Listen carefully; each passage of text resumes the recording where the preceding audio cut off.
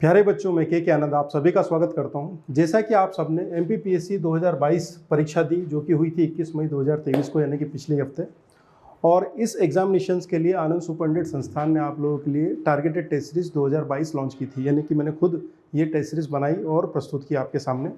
पिछले 2 सालों से ये जो टेस्ट सीरीज हम लोग बना रहे हैं, उसमें एक परंपरा के तौर पर हम लोग क्या कर रहे हैं कि प्रारंभिक परीक्षा होने के पश्चात हम टेस्ट सीरीज में वे प्रश्न ढूंढते हैं जिनको हम एग्जामिनेशन हॉल में देख पाते हैं। मेरी कोशिश हर बार ये होती है कि आपको जो प्रारंभिक परीक्षा का पेपर मिले उसके 80 क्वेश्चन ज़रूर आपको टेस्ट सीरीज से मिल जाए। और इस बात के प्रमाण स्वरूप मैं हर बार पिछले 2 सालों से यही करता आ रहा हूँ कि जो भी क्वेश्चंस टेस्ट सीरीज में हैं और जो क्वेश्चन आपको एग्जामिनेशन हॉल में दिखे उनमें अगर साम्यता है तो मैं आपको बता दूँ, और ये भी बता दूँ कि कौन कौन से क्वेश्चन हमारी टेस्ट सीरीज से नहीं आए। इसी क्रम में मैं अभी तक 40 प्रश्नों पर बात कर चुका हूँ। 40 प्रश्न कौन से? जो 21 मई 2023 को आपका पेपर हुआ, उसमें मैंने सेट डी लिया आपके सामने और प्रश्न क्रमांक 1 से चर्चा शुरू की और 40 तक बात की। अभी तक 4 सेगमेंट या कहें कि 4 वीडियो से इस श्रृंखला में जारी कर चुका हूँ। ये 5वां वीडियो है। पहले हमने प्रश्न क्रमांक 1 से 10 तक लिए, जिसमें 10 में से 2 प्रश्न छोड़कर बाकी 8 प्रश्न आपको मिल गए। उसके बाद हमने 11 से 20 लिए, फिर 21 से 30 लिए और फिर 30 से 40। इस क्रम में मैंने आपको ये बताया प्रमाण सहित कि 40 प्रश्नों में से 36 प्रश्न टेस्ट सीरीज से मिले हैं। अभी तक 4 प्रश्न अभी तक हम खोज पाए हैं जो कि पेपर में थे किंतु टेस्ट सीरीज में नहीं थे। अब हम 41 से 50 क्रम के प्रश्न देखेंगे और एक एक करके बढ़ते हैं। मैं आप सबसे निवेदन करूँगा कि आप टेस्ट नंबर, जो हमारा टेस्ट नंबर तो खैर मैं बताऊँगा आपको, जो पेपर नंबर है उसमें सेट डी आप लें, पेपर का सेट डी लें और सेट डी के क्वेश्चंस आप चेक करें। जैसे कि एमपीपीएससी 2022 एग्जामिनेशंस 21 मई 2023 को हुई, सेट डी में क्वेश्चन नंबर 41। अब ये जो प्रश्न था ये मध्य प्रदेश की जलवायु के संदर्भ में था। आप सभी जानते हैं आज के इस प्रश्न का जो उत्तर है वो है सी। ग्रीष्म ऋतु में मुरैना दतिया जिलों में तापमान कम रहता है, जो कि गलत है। हमें असत्य कथन ढूंढना था, क्योंकि यहाँ पर इस क्षेत्र में, जो कि मध्य प्रदेश का उत्तरी भाग है, महाद्वीपीय जलवायु पाई जाती है और यहाँ पर विषम प्रकार की जलवायु, अर्थात अत्यधिक ठंडी भी है और अत्यधिक गर्मी भी है और बहुत कम वर्षा। ये मुख्य विशेषता है महाद्वीपीय जलवायु की और यही हम देख पाते हैं। अब हमारा काम क्या रहेगा? ये जो प्रश्न है, क्या इस प्रश्न को हम टेस्ट सीरीज से सॉल्व कर पाते हैं? आइए इसके कुछ प्रमाण देखते हैं। पहला प्रमाण, टारगेटेड टेस्ट सीरीज 2022, इसी की बात कर रहे हैं हम। इसमें फुल टेस्ट, जिसको हम फुल लेंथ टेस्ट बोलते हैं, उसमें टेस्ट नंबर 11 को देखिए, आप क्वेश्चन चेक करिए और उसका क्वेश्चन नंबर 35 देखिए। फिर से targeted test series 2022 full length test, test number 11। Test number 11 का क्वेश्चन नंबर 35, ये आप एक पर चेक कर सकते हैं। जिन भी बच्चों ने ये टेस्ट सीरीज ली थी वो चेक करें प्लीज़। इसमें मध्य प्रदेश में ग्रीष्मकाल में सर्वाधिक औसत तापमान किस क्षेत्र में देखा जाता है? आंसर है उत्तरी मध्य प्रदेश, जहाँ पर मैंने आपको बताया कि ये वो क्षेत्र है जहाँ पर अधिकतम तापमान और न्यूनतम तापमान दोनों देखने को मिलते हैं, अर्थात अत्यधिक गर्मी और अत्यधिक शीत प्रदेश आपको देखने को मिलता है।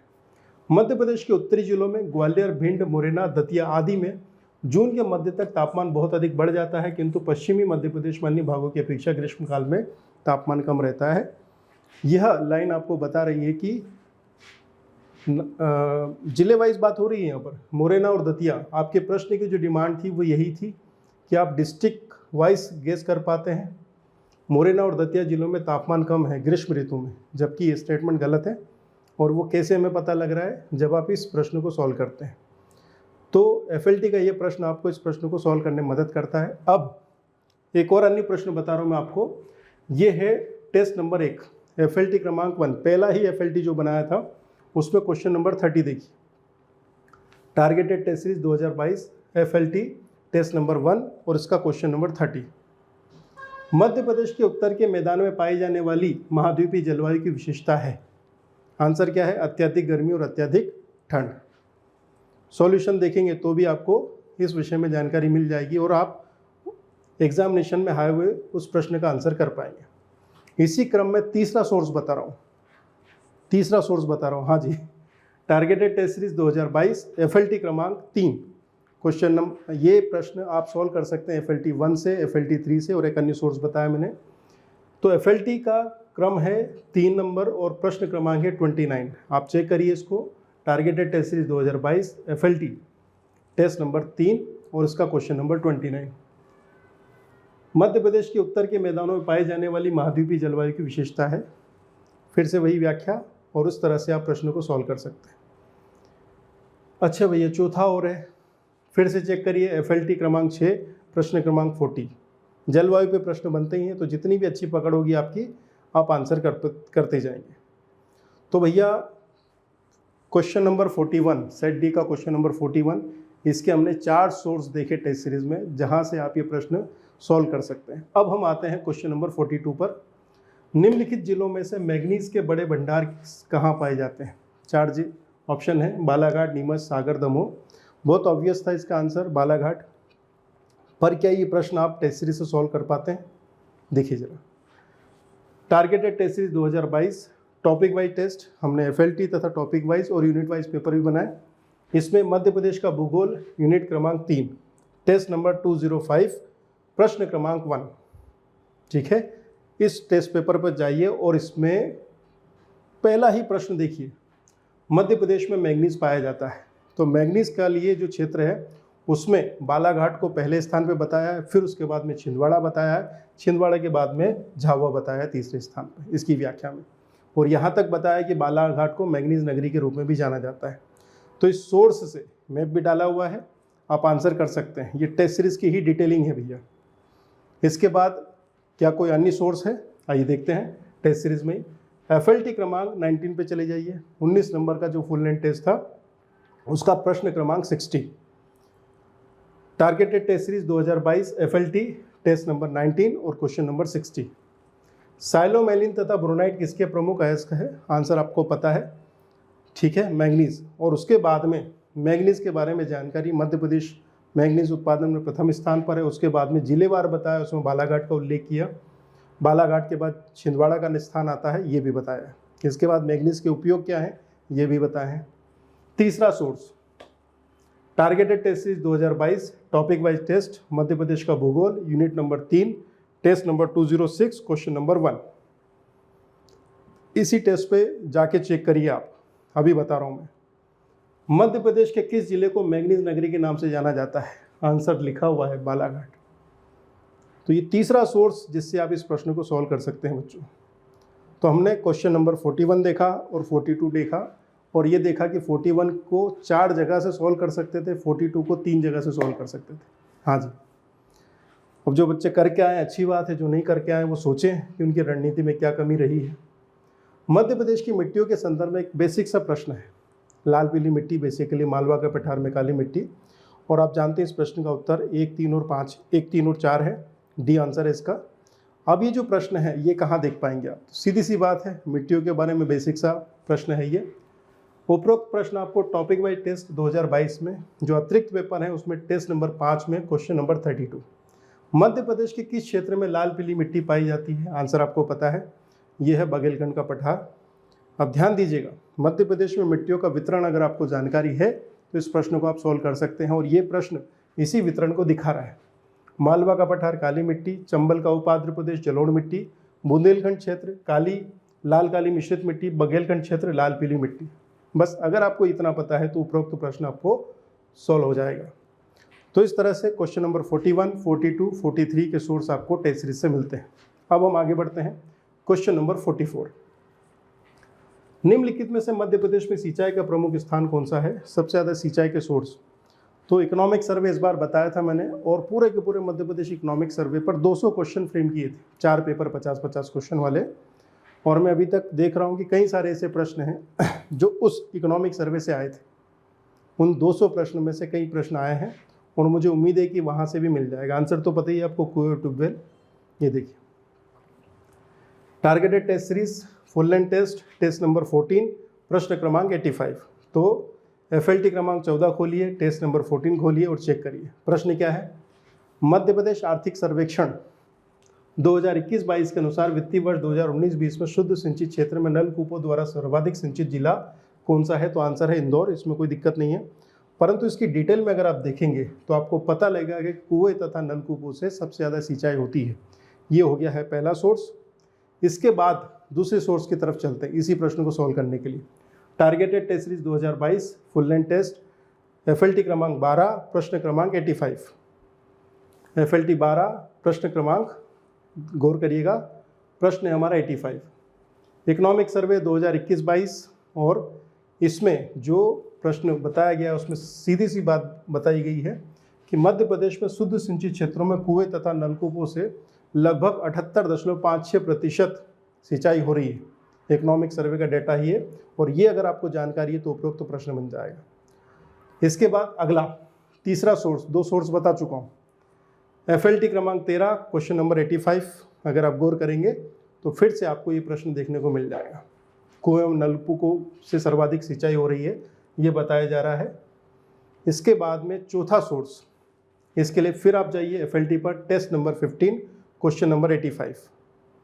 Test number 15 question number 85। Madhya Pradesh आर्थिक सर्वेक्षण 2021-22 के अनुसार वित्तीय वर्ष 2019-20 में शुद्ध सिंचित क्षेत्र में कुओं तथा नलकूपों द्वारा सर्वाधिक सिंचित क्षेत्र कौन सा है? तो क्षेत्र देखा है पश्चिमी मध्य प्रदेश और इसकी व्याख्या में स्पष्ट रूप से बताया गया है कि सबसे ज़्यादा जो सिंचाई हो रही है वो कुओं तथा नलकूपों से हो रही है। ये तीसरा सोर्स जिससे आप इस प्रश्न को सॉल्व कर सकते हैं। तो भैया प्रश्न क्रमांक 44 को सॉल्व करने के लिए आपके पास तीन सोर्सेस हैं। बहुत अच्छी बात है, आइए आगे बढ़ते हैं। अब हम बात करते हैं क्वेश्चन नंबर 45। इसमें क्या दिया था कि भैया 4 प्रोजेक्ट हैं और जिले हैं, आपको क्या करना था? गलत चुनना था। आंसर आपको पता है। सुक्ता आपको पता है कि बैतूल में नहीं है। इसी बात पर हम देखते हैं कि क्या ये प्रश्न आप सोल्व कर सकते हैं। तो कैसे सोल्व होगा आइए बताता हूँ मैं। Targeted test series 2022 FLT test number 31 question number 72। पहुँच गए यहाँ तक? चेक करिएगा और ये रहा प्रश्न आपके सामने। मध्य प्रदेश आर्थिक सर्वेक्षण 2022-23 के अनुसार मध्य प्रदेश में बारना नहर से सिंचित जिला, बारना नहर की बात हो रही है, ध्यान दीजिएगा। यहाँ पर 4 प्रोजेक्ट पर हमें फोकस करना था, Barna, Kolar, सुक्ता, Punasa. As it is प्रश्न तो नहीं मिलेगा, परंतु हाँ अगर आप एक एक प्रोजेक्ट को लेकर चलेंगे तो फिर आप इस प्रश्न को सॉल्व करेंगे।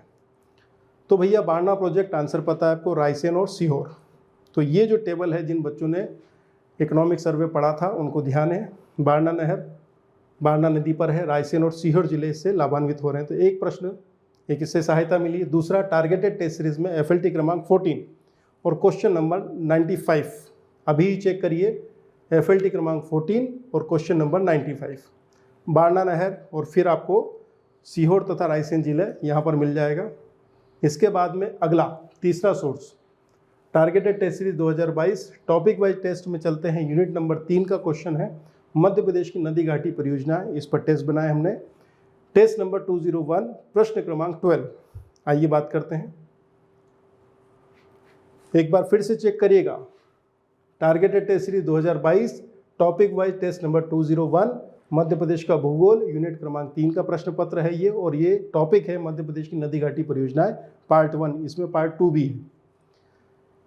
प्रश्न है कि इंदिरा सागर बांध किस नदी पर स्थित है? तो इंदिरा सागर बांध जो है वो नर्मदा नदी पर स्थित है, इसमें कोई समस्या नहीं है यहाँ तक। इसी पर बात हो रही है, पुनासा ग्राम के निकट नर्मदा नदी पर इंदिरा गांधी बांध बनाया गया जिसे पुनासा डैम कहा जाता है। तो पुनासा डैम जो है वो हमारे खंडवा जिले से संबंधित है। ये जानकारी आपको उपरोक्त प्रश्न को सॉल्व करने में सहायता देती है। तो 2 सेगमेंट हमने क्लियर कर लिए हैं। अब तीसरे पर आते हैं। चौथा सोर्स देखते हैं, टारगेटेड टेस्ट सीरीज 2022 का टॉपिक वाइज टेस्ट, यूनिट क्रमांक 3 मध्य प्रदेश की नदी घाटी परियोजनाएं। 201 में भी था, 202 का प्रश्न है, क्वेश्चन नंबर 42। तो टेस्ट नंबर 202 क्वेश्चन नंबर 42 देखिए जरा। सुक्ता बांध किस नदी पर स्थित है? अगर केवल ये भी प्रश्न आपको सॉल्व करने को मिल जाता और याद रह जाता कि भैया सुक्ता प्रोजेक्ट किस नदी पर है तो काम बन रहा था। तो सुक्ता नदी जो है, सुक्ता बांध जो है सुक्ता नदी पर है, बहुत अच्छी बात है। और सुक्ता प्रोजेक्ट जो है वो खंडवा तथा बुरहानपुर जिले से संबंधित है, ना कि बैतूल से। बस इतना अगर अब पता है तो काम खत्म हो गया। अगर बैतूल दिया है जो कि गलत ऑप्शन है, और अगर आपको पता है कि सुक्ता बांध सुक्ता नदी पर है, ठीक है, और ये खंडवा तथा बुरहानपुर जिले से संबंधित है, उनकी बॉर्डर पर स्थित है, ना कि बैतूल में, तो काम हो गया खत्म आपका। मैं भी बना के दिया था भैया। तो इस तरह से इस प्रश्न को सॉल्व करने के 4 सोर्स बता दिए। एक प्रश्न, एक 5वां सोर्स और देख लीजिए भैया। Targeted test series 2022 topic wise test, unit क्रमांक 3 मध्य प्रदेश की नदी घाटी परियोजना। टेस्ट नंबर 203, 201 बताया, 202 दिखाया, 203 भी बताया। टेस्ट सीरीज खोलिए और क्वेश्चन नंबर देखिए, चेक करिए। प्रश्न क्रमांक 9, ठीक। निम्नलिखित में से कौन सी परियोजना राष्ट्रीय राजमार्ग क्रमांक 12 को स्पर्श करती है? ये प्रश्न था आपके सामने और प्रोजेक्ट है बारना प्रोजेक्ट। बस बारना प्रोजेक्ट का जिला आपको पता है रायसेन, तो आप सही गलत को चेक कर सकते हैं। तो बच्चों मेरे हिसाब से ये लगभग 5 सोर्स पर्याप्त है, और उसमें भी अगर सुक्ता प्रोजेक्ट के बारे में वो जो प्रश्न था टेस्ट पेपर नंबर 203 का, तो काम उससे भी बन रहा है हमारा।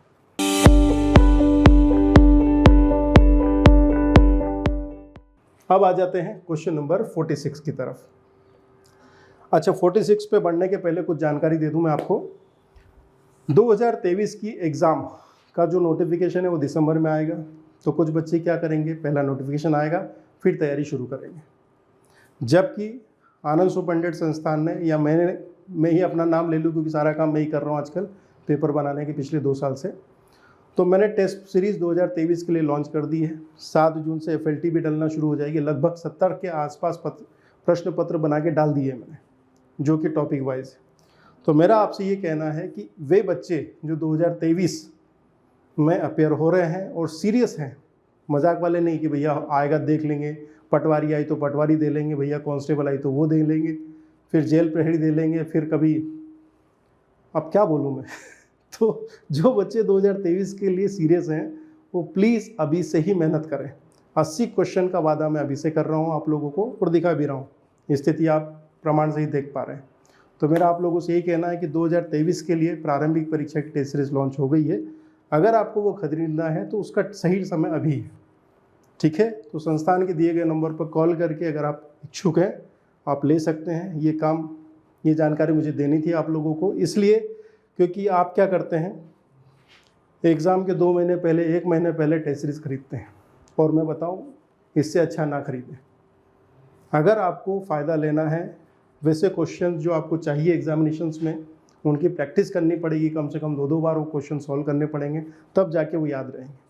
आप किसी भी तरह से पढ़ रहे हैं, परंतु अगर आप पेपर लगाना चाहते हैं, वो पेपर जिससे आपकी प्री निकले, उसकी कोशिश मैं अपनी तरफ से कर रहा हूँ। आप अपनी कोशिश बस ये करिए कि समय से आगे बढ़िए। बहुत लेट होने से बेटा आप कंपटीशन के बाहर हो ही जाएंगे, उसमें कोई बड़ी बात नहीं। आगे बढ़ते हैं। तो अभी तक हमने 45 प्रश्नों पर चर्चा कर ली। अब हम क्वेश्चन नंबर 46 पे चलते हैं, सेट डी के। ये लो एस्क के संदर्भ में कथन दे रखे हैं 4, और ये बताया कि भैया कौन सा कथन सही नहीं है। अब इसमें जो 4 कथन हैं आप सभी जानते हैं कि पहला कथन लो एस्क उत्पादन में मध्य प्रदेश का देश में स्थान, ये तीसरा बता रहा है। दूसरा, जबलपुर जिले के उत्तर पूर्वी भाग में हेमेटाइट के जमाव है, सही है। यहाँ के जमाव में अभ्रक तथा सिलिका की मात्रा अधिक है, सही है। छत्तीसगढ़ राज्य के अलग होने के बाद लोहा एस्क के भंडार घट गए हैं, बहुत ऑब्वियस है। आंसर इसका ए है, क्योंकि इसमें रैंक बताई गई है। अब इस रैंक को लेकर कई सोर्सेस में सुरफुटअव्वल है, परंतु सबसे बढ़िया जो सोर्स है वो है इकोनॉमिक सर्वे, वो भी एकदम नवीनतम, क्योंकि वो एक ऐसा सोर्स है जिस पर MPPSC भी चाँचू नहीं कर सकती। MP गवर्नमेंट खुद बता रही है कि भैया इतना है, उसके बाद अगर कोई पुस्तक या नोट्स कोई चूचा करता है तो फिर मामला गड़बड़ है, ध्यान दीजिएगा। उपरोक्त प्रश्न का source target test series 2022 topic wise test Madhya Pradesh का आर्थिक सर्वेक्षण। में फिर से बता रहा हूँ, इस बार इकोनॉमिक सर्वे पर 200 क्वेश्चन फ्रेम किए और कई प्रश्न आए हैं, उससे कई प्रश्न आए हैं। आइए देखते हैं। तो प्रश्न पत्र क्रमांक है 45, ठीक, प्रश्न पत्र क्रमांक तो है 3, टेस्ट नंबर 3 है और प्रश्न क्रमांक है 45, क्वेश्चन नंबर है 45। मध्य प्रदेश आर्थिक सर्वेक्षण 2022-23 के अनुसार वित्तीय वर्ष 2021-22 में लौह अयस्क के उत्पादन में मध्य प्रदेश का देश में स्थान कौन सा है? और आंसर है 5वां। ये बात मैं ताल ठोक के इसलिए बोल रहा हूँ क्योंकि इकोनॉमिक सर्वे का डाटा है, उसी से पढ़ाया गया। और 11.3.3 पॉइंट पर जाइए, इकोनॉमिक सर्वे 2022-23 जो कि इसी साल फरवरी में आया था MP गवर्नमेंट की तरफ से, वहाँ जाके देखेंगे तो लिखा हुआ मिलेगा लौह अयस्क एवं बॉक्साइट के उत्पादन में क्रमशः 5वें तथा 6ठे स्थान पर हैं। तो यहाँ पर लौह अयस्क के उत्पादन में हम हैं अभी 5वें स्थान पे। तो आंसर आपका यहाँ से बनता है। बाकी कोई भी सोर्स आपको कोई भी जानकारी दे रहा है वो गलत है, ये बात ध्यान रखना, क्योंकि वो डेटा है पुराना। ठीक भैया, तो 46 बन जाता है, इससे काम खत्म। अब आते, अच्छा अभी तक क्या स्थिति रही, 41 से लेकर 46 तक सारे के सारे मिले, परंतु ये 47 वाला गच्चा दे रहा है। गच्चा कितना दे पाया कहीं नहीं दे पाया, परंतु जिन बच्चों की अंडरस्टैंडिंग बेहतर है या जो थोड़ा सा रटने की जगह समझने पे भी जोर देते हैं वो बना देंगे इस आंसर को। अखरानी और मतवार पहाड़ियों के मध्य निम्नलिखित में से किस नदी ने गहरी कंदरा बनाई है। हमें बस लोकेशन चेक करनी थी कि भैया कौन सी नदी इन पहाड़ियों से निकल रही है, बस इतना। इस पहाड़ी क्षेत्र से कौन सी नदी निकल सकती है, अगर आप ये गेस कर पाते हैं तो आपका आंसर बना हुआ है। आंसर आपको पता है आज तो, ये है नर्मदा। अब सबसे पहली बात, यह प्रश्न सीधे तौर पर टेस्ट सीरीज से संबंधित नहीं, ये खुल के घोषणा कर रहा हूँ, ठीक है। तो 6 वो और ये 7वां, 7 ऐसे प्रश्न, लगभग 50 प्रश्न पहुँच गए हम लोग, जो नहीं मिले, बाकी सब मिले, इसको काउंट करिए। किंतु फुल लेंथ टेस्ट क्रमांक 32 के प्रश्न क्रमांक 40 पर चलते हैं। इसमें क्या किया हमने, ये जो प्रश्न है चेक करिएगा आपकी टेस्ट सीरीज में, टेस्ट नंबर 32 FLT प्रश्न क्रमांक 40। प्रश्न क्या था, सतपुड़ा मेकल श्रेणी की क्षेत्र में स्थित पहाड़ियों की बात हो रही है, बहुत अच्छी बात है। इसी में हमने क्या किया था, ये व्याख्या बताई थी, और यहाँ पर व्याख्या करते हुए अखरानी पहाड़ियों को मैप पर दिखाया था। तो जिस बच्चे ने यह प्रश्न सॉल्व किया आप लोगों ने, ठीक, सॉल्व करते समय अगर आपने अखरानी पहाड़ियों पर ध्यान दिया होगा तो अखरानी पहाड़ी नर्मदा घाटी क्षेत्र में ही है, नर्मदा नदी दिखाई दे रही है, तो यहाँ से बना सकते हैं, बस यही लिख के दिया है। परंतु ध्यान रखना, मैं अपने क्वेश्चन में इसको काउंट नहीं कर रहा हूँ, क्योंकि ये मैप किसी ने तैयार किया होगा, ये उसकी प्रतिभा है। मेरी प्रतिभा क्या होती है कि भैया बताओ, देखो कि भैया अखरानी पहाड़ियों से नर्मदा नदी होकर निकल रही है, ऐसा प्रश्न बनाया होता तो मैं उसको काउंट करता, पर नहीं बनाया, कोई बात नहीं। चलिए, तो 47 नहीं आया है भाई। बीना नदी निम्नलिखित नदियों में से किसकी सहायक नदी है। हलवा प्रश्न है, क्योंकि एग्जाम के दिन बना तो अच्छी बात है, नहीं बना तो सबको पता है कि आंसर है बेतवा। पर क्या ये टेस्ट सीरीज में मिलेगा, उत्तर यहाँ मिल जाएगा। कहाँ मिलेगा, टॉपिक वाइज टेस्ट चलते हैं। मध्य प्रदेश का भूगोल यूनिट नंबर 3, मध्य प्रदेश की नदी घाटी परियोजना, टेस्ट नंबर 203। इसका उल्लेख हम कुछ देर पहले भी कर चुके हैं, क्वेश्चन नंबर 5। इस टेस्ट को देखिए, टेस्ट पेपर को अपने ऐप पर। मुड़िया बांध किस नदी पर स्थित है, ये प्रश्न था, आंसर है बीना नदी। अब बीना नदी के बारे में ध्यान दीजिएगा। मध्य प्रदेश के सागर जिले में बीना नदी पर मुड़िया बांध निर्मित है। बीना नदी बेतवा की सहायक नदी है। उसके बाद मैप। अब मैं जो आपको बताना चाह रहा हूँ वो ये कि मैं कभी भी प्रश्न का उत्तर एक लाइन में नहीं देता, प्रश्न का दिया, उत्तर दिया, उसके बाद में डिटेलिंग देता हूँ। यही कारण है कि हर एक प्रश्न में मेहनत है, और वो मेहनत आपके रिजल्ट में दिखती है। जब आप एग्ज़ाम देना जाते हैं तो वहाँ पर वो मेहनत आपकी दिखती है कि आपने मेहनत की थी। 48 क्वेश्चन चेक कर लिया, वो मिल गया, यानी कि 41 से 48 के बीच में सब कुछ मिला, 47 नहीं मिला। अब हम 49 की तरफ चलते हैं। क्वेश्चन नंबर 49, भौगोलिक क्षेत्रफल के प्रतिशत के रूप में निम्नलिखित में से किस जिले का वन क्षेत्र सर्वाधिक है। तो आंसर आपको यहाँ पे पता है, ये है श्योपुर। क्या ये प्रश्न मिलता है, उत्तर यहाँ। मध्य प्रदेश का भूगोल unit number 3, test number 191, question number 29। क्या ये जानकारी हमें मिलती है यहाँ से, उत्तर है भैया हाँ, देख लो। मध्य प्रदेश के किस जिले के कुल क्षेत्रफल के प्रतिशत के रूप में वन क्षेत्रफल सर्वाधिक है, आंसर है श्योपुर। सीधा का सीधा प्रश्न है ये, ठीक। और परसेंटेज भी, बालाघाट इससे ज़्यादा है 53.34%, श्योपुर है 52.13%। इसका मतलब है क्वेश्चन नंबर 49 भी मिलता है। अब सेट डी का क्वेश्चन नंबर 50, निम्नलिखित में से कौन सा जिला वर्षा ऋतु में अधिक वर्षा प्राप्त करता है। आंसर आपको पता है, मंडला। मंडला और बालाघाट ये दो ऐसे जिले हैं जहाँ पर झमाझम वर्षा होती है। बालाघाट ऑप्शन में था नहीं, तो मंडला आंसर होना ही चाहिए था। क्या आप टेस्ट सीरीज में खोज पाते हैं, आइए देखते हैं। टॉपिक वाइज टेस्ट पे चलते हैं। मध्य प्रदेश की जलवायु यूनिट नंबर 3, टेस्ट नंबर 191, प्रश्न क्रमांक 23, ठीक है। इसमें तापमान, वर्षा तथा ऋतुओं पे प्रश्न बनाए थे मैंने। मध्य प्रदेश में न्यूनतम औसत वर्षा वाला क्षेत्र, आंसर पता है, भिंड। उसके बाद में एक क्लासिफिकेशन देखिए मैप के साथ, सर्वाधिक वर्षा वाला क्षेत्र छिंदवाड़ा, मंडला, बालाघाट। समझ में आ रही बात। फिर उसके बाद में मंडला, बालाघाट जिले में मध्य प्रदेश में सर्वाधिक वर्षा होती है। मंडला ऑप्शन में था नहीं, ठीक है, तो बालाघाट आपका आंसर यहाँ बनता है। उसके बाद औसत वर्षा वाला क्षेत्र, औसत से कम वर्षा वाला क्षेत्र और सबसे कम वर्षा वाला क्षेत्र, और मैंने मैप से दर्शाया भी। तो कुल मिलाकर बच्चों मामला ये है कि अगर आपने ये क्वेश्चन सॉल्व किया होता, मध्य प्रदेश की जलवायु unit number 3 test number 191 question number 23, तो ये प्रश्न का उत्तर आपसे बन रहा होता। तो अब तक की काउंटिंग में बता देता हूँ। 50 क्वेश्चन सॉल्व किए, तो 41 से 50 के बीच में केवल क्वेश्चन नंबर 47 ऐसा रहा जो सीधे रूप से नहीं बन पाया, पर अगर आप वो मैप याद रख पाते अखरानी पहाड़ी वाला तो वो भी बन जाता, पर मैं उसको काउंट नहीं करता हूँ। तो अब क्वेश्चन नंबर 1 से लेकर क्वेश्चन नंबर 50 तक सेट डी के मैं सारे प्रश्न आपको बताए, और उसमें मैंने आपको बताया कि इन 50 प्रश्नों में 6 वो और ये 7, 50 में से 43 प्रश्न आपको मिले हैं और 7 नहीं मिले हैं। ये स्कोर चल रहा है, मैं 100 तक लेके जाऊंगा, चिंता मत करिए।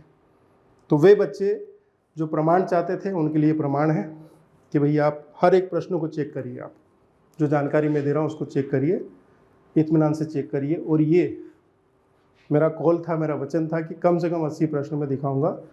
वो मेहनत है, मैं पिछले साल 9 महीने तक मैंने टेस्ट सीरीज़ पे काम किया, रोज़ाना 4 घंटे काम किया है।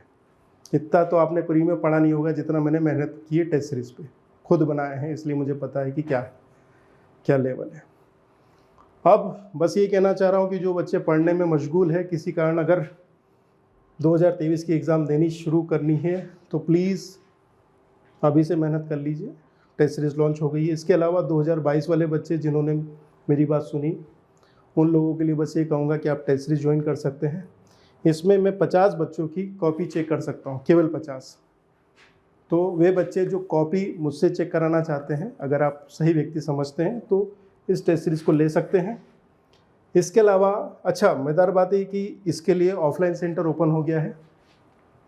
खंडवा रोड पे लिम्बोदी जो गेट है या क्वींस कॉलेज है उसके सामने लक्स स्क्वायर करके एक बिल्डिंग है, वहीं पर 7 जून से आपके ये टेस्ट पेपर्स ऑफलाइन पे आयोजित होंगे, ऑनलाइन पे भी आयोजित होंगे। जो बच्चे यहाँ नहीं आ सकते, कॉपी चेक करवाना चाहते हैं, उसके लिए आप एक बार बात करिएगा, उसका भी समाधान है। इसके अलावा 7 जून से टारगेटेड संपूर्ण पाठ्यक्रम प्रश्नोत्तर श्रृंखला का कार्यक्रम शुरू हो रहा है, जिसमें मैं खुद लगभग 6000 से ज़्यादा प्रश्न, आप लोगों को महत्वपूर्ण प्रश्न सामने बैठा के लिखवाने वाला हूँ। इस चीज़ को हम ऑनलाइन पर भी, इस कोर्स को ऑनलाइन पे भी लेके आएंगे। तो ऑनलाइन और ऑफलाइन दोनों ही माध्यम में ये क्वेश्चन आंसर सेशन प्रोग्राम आप ले सकते हैं, मुख्य परीक्षा में है। बस इतना ही है, इतना ही कहना था मुझे। तो 50 प्रश्न अपने यहाँ पर कंप्लीट होते हैं। अगले सेगमेंट में 51 से लेकर 60 तक के प्रश्न लेकर आऊँगा। Thank you very much.